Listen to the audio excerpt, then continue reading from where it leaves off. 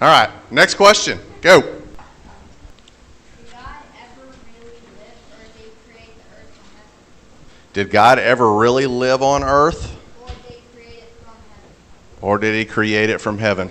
That's a good question. If I can jump on that, because we also have a question that was submitted that goes along with it. That someone asked, who made God and how?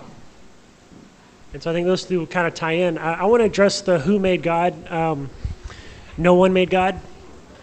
God is, always has been, always will be, and it's hard for us to wrap our brain around that. We can just sit and try to think of the eternality of God, that he's eternal, always has been. Science tells us that you can't make something out of nothing. And so how could God, if he is something, have always been something? Because there would have been something after. And you can just sit there and go in circles over and over and over again trying to figure that out.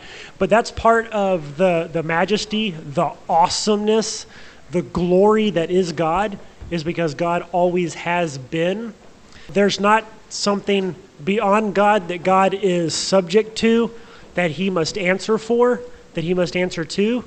He is God. He is above all things. He is beyond all things. And God was not made. He is not a made thing. He just is. That's why whenever Moses asked, who should I tell them, what your name is, who sent me? And his answer was, just tell them I am. And it's just that idea, we say I am, and that's kind of a basic little statement. But in the Hebrew, my understanding is that just encompasses the entirety of being. He just simply is God. To add to that, in Colossians it says, for by him all things were created, both in the heavens and on earth, visible and invisible. Whether thrones and dominions or rulers or authorities, all things have been created through him and for him. He is before all things, and in him all things hold together.